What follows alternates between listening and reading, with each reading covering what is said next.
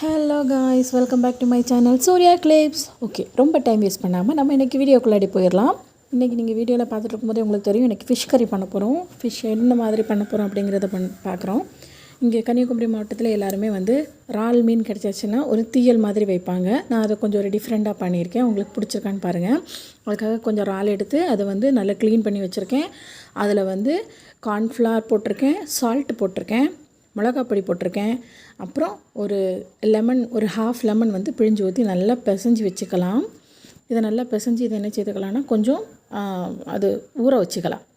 இதை ஊற வைக்கிற டைமில் நம்ம வேறு என்னென்ன பண்ணலாம் அப்படிங்கிறத கூட மஞ்சப்பொடி போட்டுக்கோங்க. மஞ்சப்பொடி போட்டாலும் நல்லா தான். இது இவ்வளோ அப்படியே ஊறட்டும்.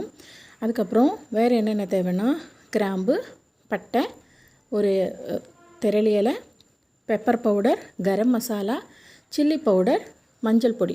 சரிங்களா? அதுக்கப்புறம் பொடி பொடியாக கட் பண்ண ஒரு 2 பெரிய வெங்காயம். உங்களால் எவ்வளோ பொடியாக கட் பண்ண முடியுமோ அவ்வளோ பொடியாக கட் பண்ணுங்கள். ஸோ உங்களுக்கு குக் பண்ணுறதுக்கு ரொம்ப வசதியாக இருக்கும். கூடவே ஒரு தக்காளி, ஒரு ஹாஃப் கேப்சிகம் நல்ல பிளேடு மாதிரி கட் பண்ணி வச்சுருக்கேன். ப்ளஸ் 3 சில்லிஸ் கட் பண்ணி வச்சுருக்கேன். அந்த சில்லிஸ் பச்சை மிளகாய் எப்படி வச்சுருக்கேன்னா 2ஆக கீறி வச்சுருக்கேன். ஃபுல்லாக நேராக கட் பண்ணாமல் அதை ஹாஃபாக அப்படி கட் பண்ணி அப்படி வச்சுருக்கேன். இது கூட நமக்கு இனி தேவை சோயா சாஸ். வீட்டில் சோயா சாஸ் ஆப்ஷனல் தான், உங்களுக்கு தேவைன்னா போட்டுக்கோங்க. நல்ல ஒரு ஃப்ளேவராக இருக்கும். இனி நம்ம பேனில் எண்ணெயை ஊற்றி சூடாக்க வச்சுட்டு இந்த பேனில் நம்ம பெரட்டி வச்சுருக்கக்கூடிய இறால் எல்லாம் போட்டு பொரிச்சு எடுத்துக்கலாம். இறாலை ஒத்த ஒத்தையாக போடணுங்க கூட கிடையாது, நீங்கள் மொத்தமாக போட்டு கூட வறுத்தெடுத்துக்கலாம். நல்லா ஃப்ரை பண்ணி எடுத்துக்கோங்க.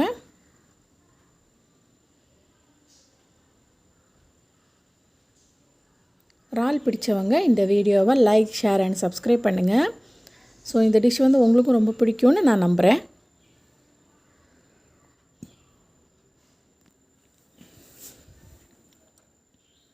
நல்லா வறுத்துருக்கோம். இப்போ ஒரு சைடு அதில் அந்த இறால்லேருந்து தண்ணி வெளியே வந்திருக்கு, உங்களுக்கு பார்த்தாலே தெரியும். இப்போ நம்ம அதை அப்படியே பெரட்டி விட்டுக்கலாம். கார்ன்ஃப்ளவர் சேர்த்துருக்கிறதுனால கொஞ்சம் இந்த மாதிரி இருக்கும். நீங்கள் அதை கண்டுக்க வேண்டாம். அது நல்ல டேஸ்ட் கொடுக்கும் உங்களுக்கு. மறுபடியும் நீங்கள் பெரட்டி விட்டுக்கலாம்.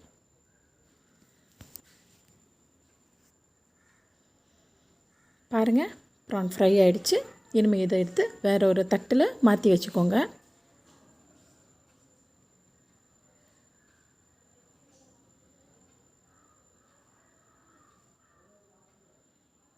இந்த மாதிரி கூட சாப்பிட்லாம், இதுவுமே நல்ல டேஸ்ட்டாக இருக்கும்.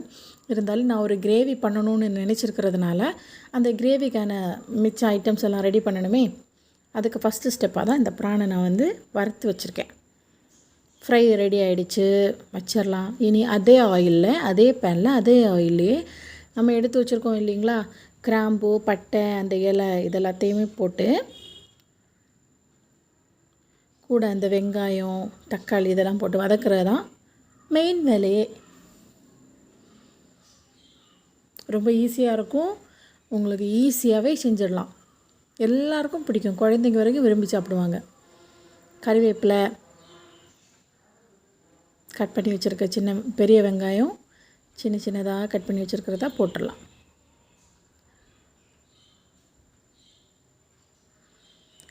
எப்போவுமே வெங்காயம் வதக்கும் போது கொஞ்சம் உப்பு போட்டு வதக்குங்க, சீக்கிரமாகவே வதங்கிடும். நான் மட்டும் இல்லை, நிறைய பேருக்கு இந்த விஷயம் தெரிஞ்சிருக்கும். இருந்தாலும் நான் சொல்கிறேன், உப்பு போட்டு வதக்கிக்கலாம்.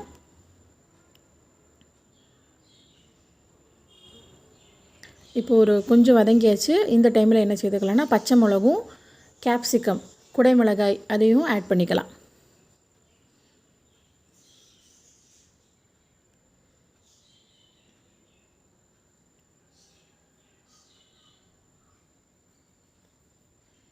இதுவும் கொஞ்சம் வதங்கட்டும். இந்த குடைமிளகாயோட கலர் கொஞ்சம் சேஞ்ச் ஆகட்டும். இப்போ குடைமிளகாய் பாருங்கள், கலர் கொஞ்சம் சேஞ்ச் ஆகிருக்கு. அந்த டைமில் இந்த டொமேட்டோவை ஆட் பண்ணிக்கலாம். அவ்வளோதாங்க, விஷயமே முடிய போகுது. ஃபைனல் ஸ்டேஜ் வந்துட்டோம்.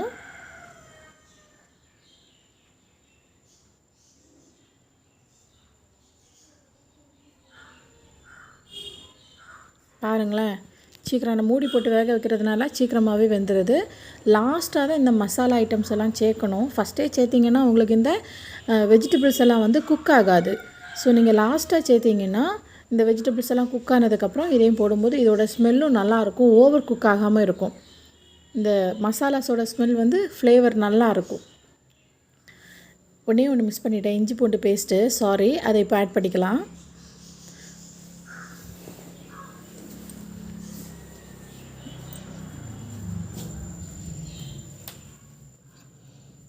இந்த ஸ்டேஜில் சோயா சாஸ் ஆட் பண்ணிக்கலாம்.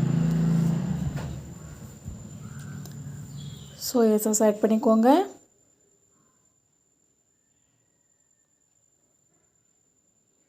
கொஞ்சமாக தண்ணி, எதுக்காக இந்த கொஞ்சமாக தண்ணினா கொஞ்சம் ஒரு கிரேவி பதத்துக்காக வர்றதுக்காக வேண்டி இந்த கொஞ்சமாக தண்ணி ஆட் பண்ணிக்கிறோம்.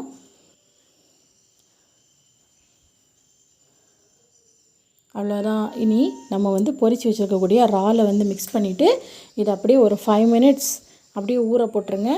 இதில் இந்த கிரேவியில் அப்படியே மூடி வச்சுட்டு ஒரு 2 to 3 மினிட்ஸ் ஊற வச்சிங்கன்னா இறால் கிரேவி ரெடி. ஸோ பிடிச்சிருந்தால் like, share and subscribe my channel. வீட்டில் கட்டாயம் செய்து குழந்தைங்களுக்கெல்லாம் கொடுங்க. டாடா, பாய்.